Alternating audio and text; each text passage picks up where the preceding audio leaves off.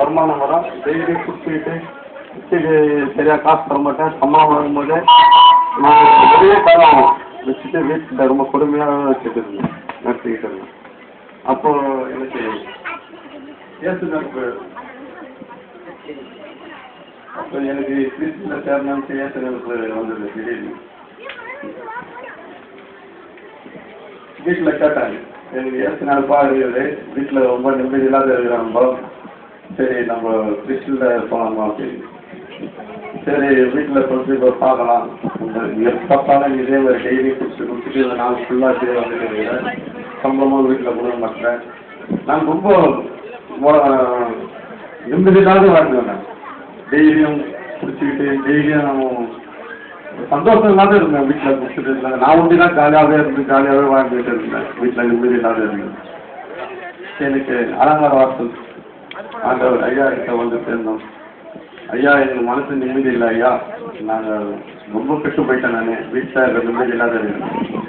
எனக்கு அப்போ தான் எனக்கு ஐயா நீ நல்லா இருப்ப அப்படின்னு சொன்னார். அந்த நேரம் பார்த்து ஒரு நண்பர் சொன்னார், வேலையை எழுதி கொடுத்துட்டு ஆர்பாரில் எனக்கு 7500 சொன்னார், 8 hours டியூட்டி அப்படின்னாரு. இது 6000 வாங்கியிருந்தேன். அப்போவே நான் 4000 தான் கொடுத்துட்டு இருக்கேன். குடி டெய்லி காசு கிடைக்கும், டெய்லி குடிச்சிட்டு நான் ஒண்டி தான் ஜாலியாக இருப்பேன், வீட்டில் இருக்கவங்களாம் நிம்மதியாக இருக்க மாட்டாங்க, அந்த மாதிரி இருக்கேன். அப்போது நான் ஆர்பாரில் வேலை கிடைக்கும் போது இன்டர்வியூ போனேன். இன்டர்வியூ போனோடனே அவரை நம்பி வேலையை எழுதி கொடுத்தேன். வேலையை எழுதி கொடுத்துட்டு வந்துட்டு இங்கே சர்டிஃபிகேட் கேட்க ஆரம்பித்தாங்க. நான் படிக்கல. ஆர்பாரில் வேலை கேட்கும்போது மயிலாப்பூரில் ஆஃபீஸ், என்ன ஐயா எனக்கு சர்டிஃபிகேட் இல்லைன்ட்டு இப்படி தான் அனுப்பிட்டாங்க ஐயா அப்படின்னு சொல்லியாரு. உங்களுக்கு கண்டிப்பாக அந்த வேலை கிடைக்கும் அப்படின்னு. இல்லை ஐயா அங்கே கையையும் கட்டிட்டு திருப்பி ஆஃபீஸர்லாம் நாங்கள் எல்லாம் படிச்சுக்கலாம், வேலை இருந்த வேலையை எழுதி கொடுத்துட்டு வந்துட்டேன், இருந்தால் நான் கூலி வேலைக்கு எப்படி ஐயா போகிறது அப்படின்னு, உங்களுக்கு கண்டிப்பாக அந்த வேலை நான் வாங்கி தருவேன் அப்படின்னு சொன்னேன். அப்போதுக்கப்புறம் இன்டர்வியூ போனால் சர்டிஃபிகேட் தான் நீ உள்ளே வரணும் அப்படின்ட்டு என்னை அனுப்பிச்சாங்க. 15 நாள் நான் வீட்லேயே இருந்தேன், வேலை இல்லாத. என் மனைவி பொண்ணெல்லாம் வேலைக்கு போவாங்க, என்ன வீட்டில் வேலைக்கு சொல்லிட்டு போவாங்க. அப்போது என் மனைவி வந்து நீ பயப்படாத வேலை கிடைக்கும், எனக்கு சந்தோஷமெல்லாம் சொல்லிட்டு போவாங்க. எனக்கு வேலையாக இருக்கும் நான் வீட்டில் இருக்கும் போதெல்லாம். வேலை இருந்த வேலை மாத சம்பளம் வேலையை எழுதி முடிச்சுட்டு வந்துட்டான். ஸோ வந்து டெய்லி கூலி வேலை கூட போனால் கூட நமக்கு வாழைகள்லாம் கொடுக்க முடியாது, நம்ம எப்படி காப்பாற்றுறது வீட்லேயே 15 நாள் அடைகிறது. ஐயா சொல்லிட்டு இருந்தேன் நான், நீ நைட்டில் 12 மணிக்கு ஜெபம் பண்ணு, உனக்கு கண்டிப்பாக அந்த வேலை கிடைக்கும், நான் உங்களுக்கு வேலை வாங்கி தரேன். இல்லை ஐயா அது வந்து சர்டிஃபிகேட் இருந்தால் தான் உள்ளே வர சொல்லிட்டாங்க. எல்லாம் சர்டிஃபிகேட்டில் நான் 7வது படித்தேன் கார்பரேஷன் ஸ்கூலில், எனக்கு வயசு இப்போ 45 வயசாகுது, எனக்கு உள்ளாமே இருக்காங்க அப்படின்னு. கண்டிப்பாக உங்களுக்கு நான் அந்த வேலை வாங்கி தரேன், நீ பேசிங்களே இருக்குது போயிட்டு வா அப்படின்னாரு. ஜெபம் பண்ணுவேன் 12 மணி நைட்டில் ஜெபம் பண்ணுவேன். சார் பார்க்க எனக்கு வேலை போயிடுச்சு, என் குடும்பத்தை எப்படி தான் வச்சு காப்பாற்ற போகிறேன்னு தெரியல, எனக்கு நீங்கள் தான்ப்பா காப்பாற்றுறேன்ட்டு நைட்டு 12 மணி ஆனால் முக்கிய போட்டு ஜெபம் பண்ணேன் சார். அப்போ 15 நாள் நான் வீட்டிலே இருக்கும்போது ஒரு நாள் தயாராத நாள் அழைப்பு வருது, சர்டிஃபிகேட் இருந்தால் வேலைக்கு வரலான்ட்டு நீங்கள் ஃபோன் காரில் பண்ணுறாங்க. நாங்கள் வேலைக்கு ஆஃபீஸ் போனோம் மயிலாப்பூர். அங்கே போனோடனே இன்டர்வியூ வச்சாங்க. இன்டர்வியூவில் எனக்கு எதுவுமே இல்லை, vote identity ration card xerox, வீடு தரலாம் சர்டிஃபிகேட்டு எல்லாம் படிச்சுங்க, 10th பாஸ் பண்ணவங்க +2 இது ஆர்பாரில் சிசிடியில் எடுக்கிறாங்க வேலைக்கு. 7500 6 2 10 நைட்டு 3 ஷிஃப்ட்டு 8 hours டியூட்டி 7500. அப்போ எனக்கு அங்கே கிடைக்கல. எனக்கு அப்போ இந்த சர்டிஃபிகேட் இல்லையா நாங்கள் இல்லைன்ட்டு ஃபுல்லாக தப்பாகவே நினச்சிட்டு வந்தேன். நீங்கள் தான் எனக்கு இந்த வேலை வாங்கி கொடுங்க. அந்த 10 நாள் இன்டர்வியூவில் நான் பாடுபட்டேன். இது ஸ்க்ரீன் வச்சு இங்கிலீஷ்லேயே காட்டுவாங்க, கிளாஸ் நடப்பாங்க சேர்ல உட்காந்துக்கிட்டு நான் எல்லாம் படிச்சுங்க. நான் படிக்காத ஒரு புத்தகம் உட்காந்துட்டு தப்பாகவே நினைப்பேன். எனக்கு எப்படி தான் கிடைக்க போதேன்.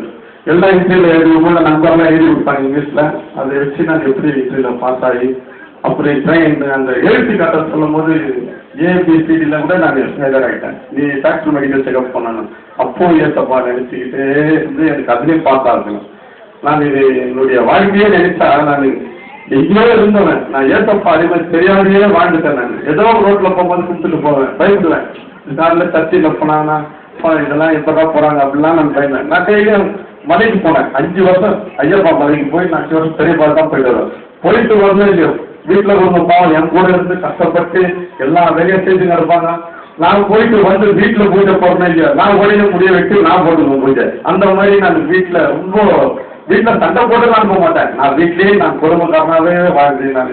நானே ஆயிடுச்சுவேன். நான் இப்போ ஐயா கிட்ட வந்தேன், அலங்கார வாசல் நான் இன்னைக்கு பரிசுத்தமா இருக்கிறேன். வீட்டுக்கு குடி மாதமாக குடித்தேன், அப்புறம் வாரமாக குடித்தேன், சுத்தமா குடியில்லாத ஆயிட்டேன். குடியை விட்டு 1 வருஷம் மேல ஆயிப்போச்சு. தெரியாத ஆன்ஸ் போட்டு வீட்டுக்குலாம் தெரியாது. அதுவும் வந்து என் நண்பர் இங்க மைக்கேல் போமல்கிறார். அவரு 20 வருஷமா மாவா போட்டுன்னு சொல்லி அவரே என்கிட்ட நானே விட்டுட்டேன் அப்படின்னாரு. அவரே விட்டுட்டாரு. நம்மளுக்கு இந்த டான்ஸ் அவரை பேச்சு கட்டி நான் இன்னைக்கு நானே அதே விட்டு 1 மாதம் 10 நாள் ஏதாவது சுத்தமா இல்லாத ஆயிட்டேன். எனக்கு இருந்த வேலை வாங்கி கொடுத்த அந்த வேலையை ஸ்பாட் ஆயிடுச்சு. எனக்கு 10வது ட்ரெஸ்ஸு எல்லாம் எடுத்துட்டு வீட்டில் வந்து நிற்கும் போது ஐயா கிட்ட காட்டலான்னா ஐயா அந்த நைட்டாக வீட்டுக்கு வராரு. ஐயா இந்த மாதிரி வேலை கட்டிச்சுன்னா ஐயா சொன்னார், உங்களுக்கு 2 நாளுமே வேலை கட்டிடுச்சு, இந்த உங்களை கேட்காதே நான் மெய் சாட்சி போட்டுக்கிறேன்னாலே எனக்கு ரொம்ப ரொம்ப சந்தோஷமாயிடுச்சு. என்ன ஐயா அப்படின்னு உங்களுக்கு பயப்படாத. இன்னைக்கு அந்த லைன்ல போய் ஜாயின் பண்ணாலையும் படிச்சுக்கிறேன்னு கேட்டாங்க. நான் படிக்கலன்னா படிக்காத இடத்துல ஆண்டவரை நினைச்சு படிக்காத இடத்துல எப்படி ஈஸியில் பாஸ் பண்ணி ஆண்டவரை நினைச்சு பாஸ் பண்ணி அப்படின்னா இப்போ படிக்கிற இடத்துல நம்பர் எழுதுற இடத்துல போட்டாங்க. இன்னைக்கு நான் சேவை செய்து 7 மாதம் ஆகுது. 7500 ரூபாய் சம்பளம். 6000 ரூபாயிலிருந்து 7500 ரூபாய்க்கு போயிருக்கிறேன். இன்னைக்கு நல்லா இருக்கிறேன். எங்க ஐயா என்னை நல்லா வச்சிருக்கிறார். நீங்க எந்த ஆரோக்கியம் இல்லாத பர்சனஸா இருக்கணும், குடும்பத்தோட நல்ல வெறி திருச்சியில் வாழ்ந்துருந்தேன். இவ்வளோ நாள் ஏசப்பா கிட்ட வந்தேன். இன்னைக்கு நல்லா வீட்டில் சந்தோஷமா இருக்கணும். இந்த மன நிம்மதியா இருக்கணும். எந்த பரவாயில்லாத இன்னைக்கு நாங்கள் லீவ்ல போயிட்டு எனக்கு என்னெல்லாம் வந்து ஒரு இடம் வாங்கணும்னு ஒரு ஆசை வருது. அப்பெல்லாம் 100 ரூபாய் கிட்ட குடிக்கணும்னு ஒரு ஆசை இருந்தது. இப்போ இடம் ஒன்று வாங்கணும், ஏதாவது ஒரு லீஸ்ல மாசம் பணம் கட்டி ஒரு இடம் வாங்குற நோக்கம் எனக்கு எல்லாம் ஆசை வருது.